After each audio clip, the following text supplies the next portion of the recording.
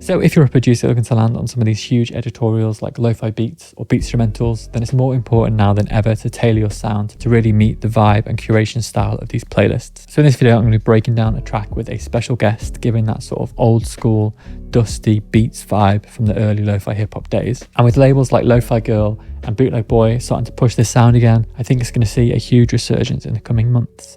And in honor of that, would love to know if there's any artists or tracks in particular that got you into lo-fi back in the day. For me, it was sort of my initial love for artists like Dilla and MF Doom, combined with discovering the Chilled Cow live stream that just opened up the world of insane producers. But would love to know if there's anyone in particular or any track in particular that got you into the genre. And the thumbnail probably already gave this away, but I'll be making a beat with the Lofi legend L.Dre, who completely paved his own path in the lo-fi scene, made some absolute viral bangers, and continues to be one of the most inspirational producers in the scene. Always an honor to make a beat with him, and the track turned out insane, so do stick around for some of these cool effects and process that we used to make this. But for now, I'm going to dive in and break down the initial demo that I sent over to L.Dre. So to kick things off with the piano, we start off with a G flat minor 7, D minor 7, and then a D major 7, and we're adding some embellishments along the way to keep it interesting. Next pass round, same two chords, and then we finish on a B minor 7. Just having 7 gives it a little bit more of a moody sort of textured feel. And then for the main piano, I'm using the Noir, but I'm also layering it with the original's felt piano from Spotify Audio and a little bit of Leco. Just layering everything together, making sure there's no clashes. And then on the master, I've got this cassette from Wave Factory. Really nice cassette plugin. I've talked about it before in the past, I think. And this is just adding a little bit of texture, some of that instability, some of the width. Of course, for a dusty beat, we need some ambience. So I've gone and layered in loads of stuff here. I've got some field recordings from my trip to Japan, which I've panned in different directions to fill it out. And then we're also throwing in a healthy dose of vinyl crackle. And there's a few plugins that I'm going to use throughout the track to add more texture, so we're not just getting the noise from this. We're getting some of the tape hiss and some of the noise from the plugins that are sort of emulating analog gear. On top of that, we've got the bass. So this is recorded just DI into my interface. It's flat wound strings to give it that nice beefy sound. I've made sure to cut a lot of the top end, and I've used thermal with the shadow bass preset, which is giving it a bit of drive and a bit of a sort of dark, moody feel. So this is a great plugin that I've slept on for too long. I've not used it in ages, but I've just started picking it up recently. And then for the drums, we're using some sounds from Soulfire, which is getting a lot of use out of this and Addicted drums recently. And for fills and stuff, I like to blend it with my Chill Drum Lo-Fi Volume 1 pack. And I've also been using a lot of the pack that I made with L.Dre recently, which was a while ago now, but this is the pack which you can check out if you're interested. So now I'm going to pass it over to the Lofi legend himself to break down. But quickly before I pass it over to the legend himself, I've got a special announcement and a word from this week's video sponsor, who is the ongoing legendary DistroKid. DistroKid is a distributor who helps get your music onto sites like Spotify, Apple, Tidal, Deezer. They're always ahead of the game on finding new platforms, and even things like Roblox and Snapchat they have now available, which I just realised when I was uploading my recent track. And a big benefit that I always say of DistroKid is the fact that you get to keep all of your royalties. So if you do land on one of these playlists like Lofi Beats or BEATstrumentals, then you're going to keep all of those royalties that you generate. Whereas I've worked with other distributors who promise the absolute world, and I've noticed no difference in the actual service, but I've spent 20 or 30% of my royalties and sometimes locked it in to find that out. And in honor of their ongoing support for this channel, for anyone who signs up to DistroKid over the next few months using my link in the comments down below, which gets you 7% off your first year, I'll also send you a secret sample pack. So just send me the confirmation that you joined and I'll send the pack over. So there's more sounds that you can use to create your beats and get them out there through DistroKid. And if you've seen any of my other sponsorships from them, you'll see that there's an array of tools and services that they've got to help musicians from starting off to more developed artists.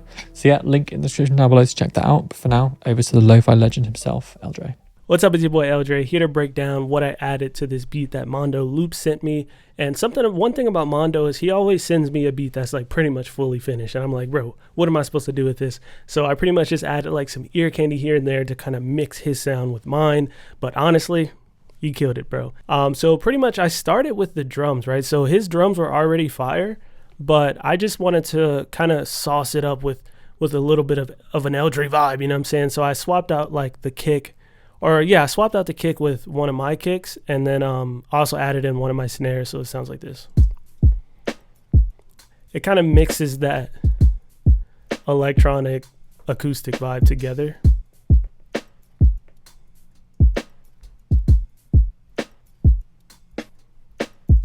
but pretty much the same pattern that he made. And then after that, I added this little bold guitar sound from Omnisphere that I just love. Like, it's on a lot of my popular tracks. It just sounds really good when you like vibe and just pitch bend it. And it sounds like this.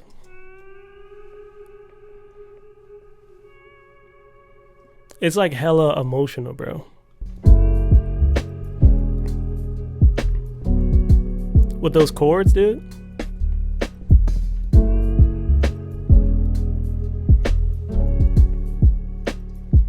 Bring it down.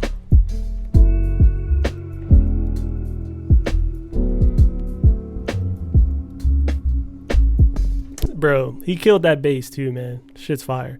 And then after that, I added this little kalimba from Analog Lab. Super simple, just a little bit of ear candy, like I said. And it sounds like this.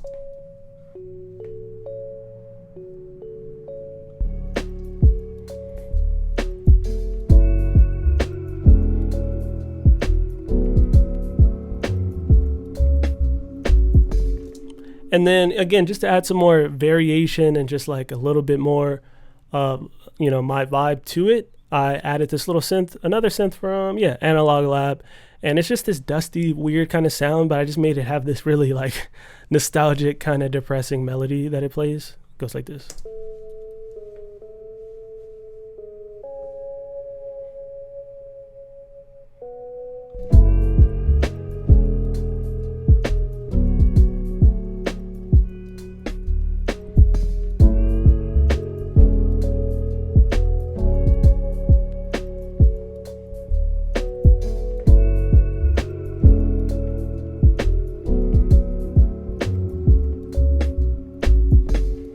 Brought the kalimba up an octave just for like the outro.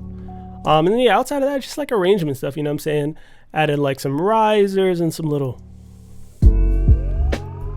effects, that little whoa. That's like one of my favorite sounds from one of my packs. Like it just it just kind of breaks the tension or whatever. And that's it, dude. That's it. The outro sounds like this. And it just came together really well. Shout out to my guy Mondo for really just throwing me a lob, throwing me a home run here, because it was already perfect and I just added a little bit more of my vibe to it. So shout out to my boy Mondo. So huge shout out to the absolute legend for helping me finish this track off. And do stay tuned for when we actually drop this on Spotify and other streaming platforms. Just want to show you a few final touches I did to finish off the track. So we've got this sort of intro with the piano, and then I did a bit of a tape stop into like a minimalized drum, which sort of builds up the tension towards the main drum drop. It's quite a punchy sort of offbeat drum tempo, so it's nice to have that sort of build up so it's not just coming out of nowhere. Little transition from L.Dre into the main track, and those little ear candy pieces that L.Dre added just really finished the track off nicely. Didn't want to overcomplicate this one, so works really well.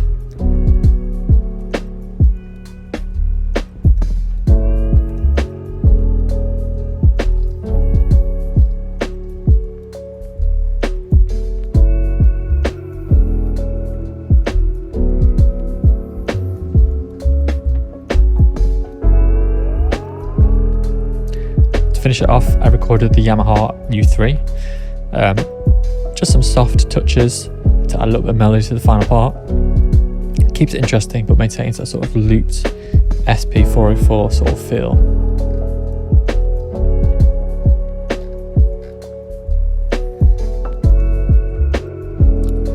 A few little Vox additions as well from my sample pack. That's from the organic pack. So for the transition, I use a plugin called Tape Transport, which I think is free from Waves Factory, and I think you could probably do it on cassette as well. But this is just an easy way of doing that sort of stop-start tape feel. And you can sort of tweak the stop time just to make sure it doesn't sound weird, and you probably want the play time to be quite snappy, so it's straight back up there. Maybe not too snappy, or we get some clicks.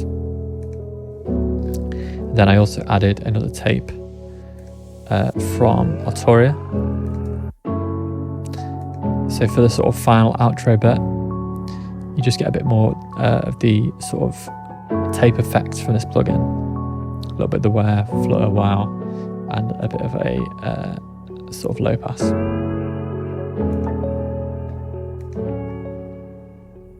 So yeah, that's the beat. Let me know in the comments down below if there's anyone you'd like to see me work with next. I've got a really exciting video in the works with Will Hatton, which is covering a different genre than I usually do. So I'm really excited to share with you that. But for now, that's the beat. I'll catch you next time.